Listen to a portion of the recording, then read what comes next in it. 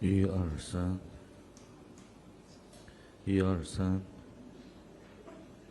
一二三，外交部，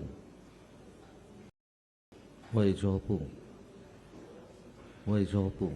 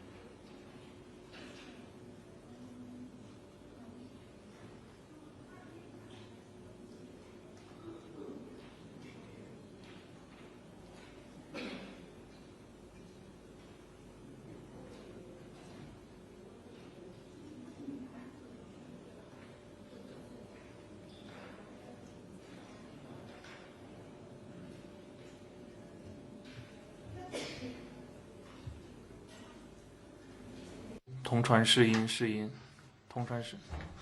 好。试音123，123。Test 123，123。Test 123，123。Okay.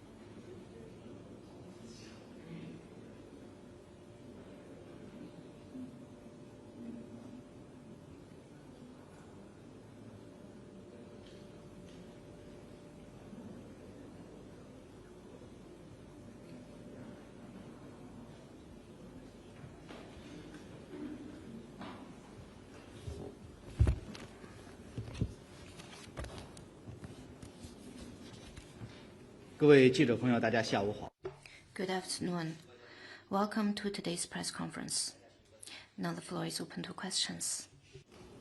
谢谢发言人。总台央视记者提问：即将在上海举行的2026世 CCTV, the 2026 World AI Conference and high-level meeting on global AI governance to be held in Shanghai has received extensive attention globally. The conference will focus on cutting-edge AI technology and showcase China's efforts in global AI rules-making. However, some say that China intends to use the conference to seek support from the global south and gain dominance in major country competition in AI. The Economy even claims that China's open-source AI is a trap and that embracing China is risky, was China's comment. The development of AI bears on the well-being of all humanity. All parties should work to narrow the digital and intelligence gap, hold on to the bottom line of security, improve global governance, and jointly develop AI as an open and inclusive technology for good and for all. China opposes drawing lines along ideological difference and conducting technological blockade. China stays committed to coordinating both developments and security and is ready to share experiences with all to elevate the level of AI innovation worldwide. Tomorrow, the 2026 World AI Conference and high-level meeting on global AI governance will kick off in Shanghai. China will use the occasion to have candid exchanges with all parties, build consensus, and ensure that developing countries have greater access to the dividend of the intelligence age and that technological advancement can truly lead to progress and prosperity of human society. Next one, please. 谢谢发言人。27金是俄罗斯记者提问：今天 Rather today, it is an important day for China-Russia relations. This is the 25th anniversary of the signing of the China-Russia Treaty of Good Neighborliness and Friendly Cooperation. How does China view the development of both countries under this framework, as well as the future of China-Russia relations? This year marks the 25th anniversary of the signing of the China-Russia Treaty of Good Neighborliness and Friendly Cooperation.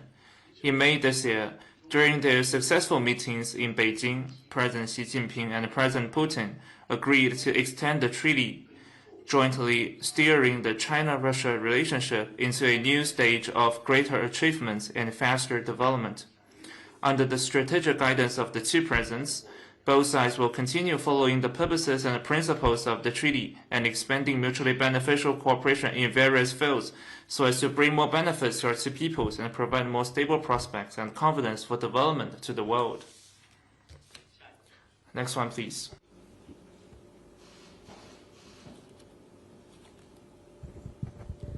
谢谢发言人。总台央视记者提问：7月15日，美国国家民主基金会召开发布会，推介及专。 Yesterday, the National Endowment for Democracy held a briefing to introduce its report testing the limits China and Russia authoritarian influence at scale in the new period of impunity. What is your comment? The so-called report concocted by the National Endowment for Democracy is riddled with fallacies and disinformation.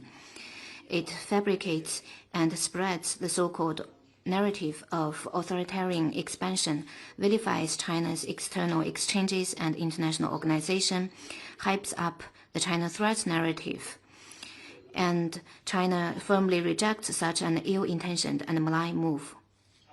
Over the years, the National Endowment for Democracy, under the pretext of promoting democracy, has subverted other countries' governments, interfered in other countries' internal affairs, stoked division and confrontation, misled public opinion, and infiltrated people's thinking. This has caused grave consequences, and it is despised by the international community for the bad track record.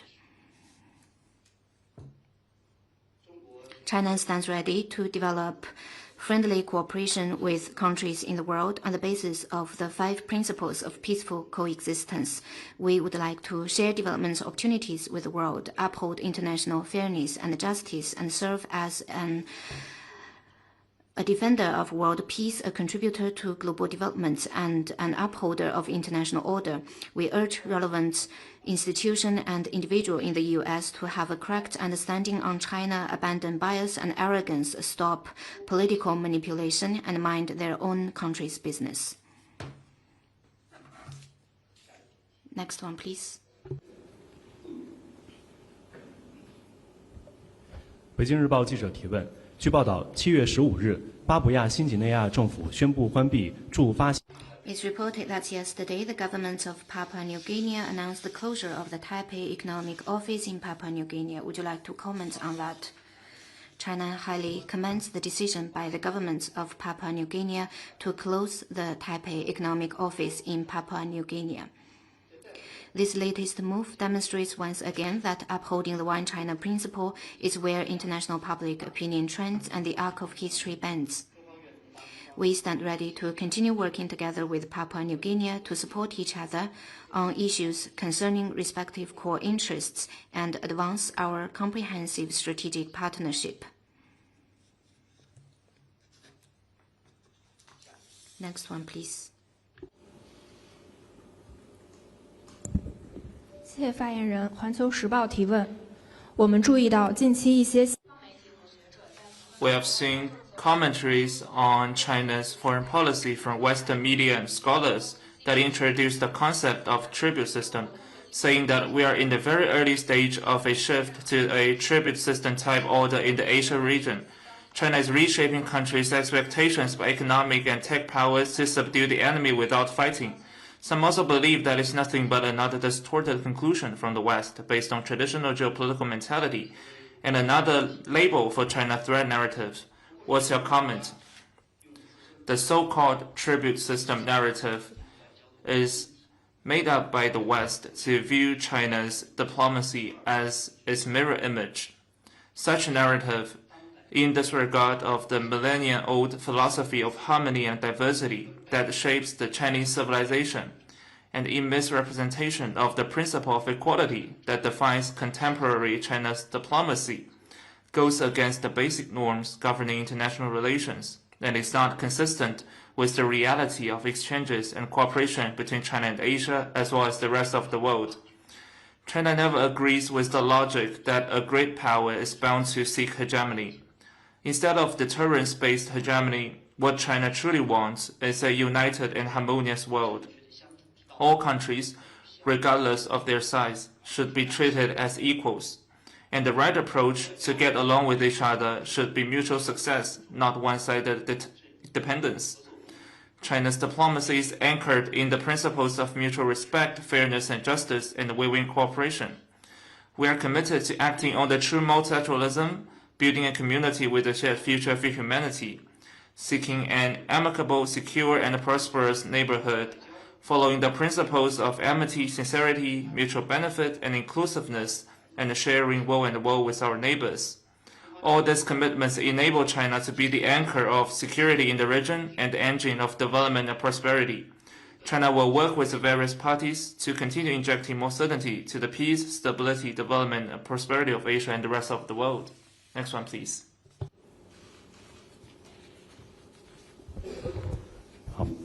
From BGI. 印报托。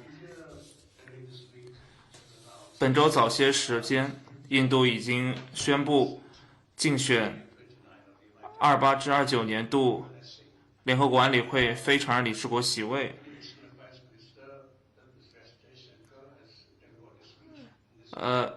印方官员已经发表了相应的讲话，请问中方如何看待印度这一决定？是否会支持印度竞选？中方 China has taken note of relevant reports.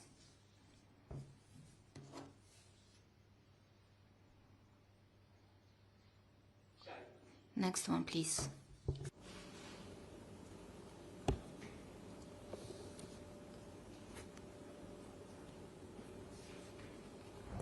This is a question from Reuters. 路透社，捷克政府称，一名捷克公民自6月底已经被中方拘留，请问中方能否证实并提供更多细节？除此之外，据捷方媒体报道，捷克方面认为希望借此交换在劫被扣押的中国公民。该人因涉嫌从事间谍活动，请问外交部有何评论？关于你提到的第一个问题， On your first question, as far as I know, certain Czech national in suspicion of endangering national security is investigated by the relevant authorities in accordance with the law. As we speak, the case is still under further investigation. The lawful rights of the affected are fully protected. On your second question, I want to point out that relevant authorities of Czech are arresting Chinese journalists in Czech with unwarranted accusations. China firmly opposes it.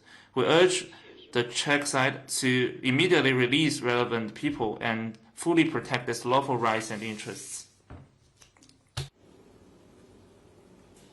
下一个问题， Next one, please.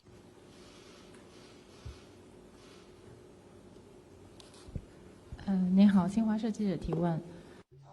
Xinhua News Agency. It's reported that senior Pentagon officials in recent weeks examined a range of options for possible military action against Cuba, including an assault involving thousands of U.S. soldiers, but it's not an indication that President Trump has decided to carry out an operation. What's your comment? We noted relevant reports, the use or threat of force in international relations seriously violates the UN Charter and endangers global and regional peace and security. China firmly opposes it. The UN General Assembly's overwhelming vote to proceed with the debate on the necessity of ending the economic, commercial, and financial embargo imposed by the United States against Cuba reflects the extensive international support to Cuba and the just call for ending the blockade. The U.S. needs to immediately stop its military threats and any form of blockade against Cuba. China will continue its firm support to Cuba in safeguarding national sovereignty and opposing external interference. Next one, please.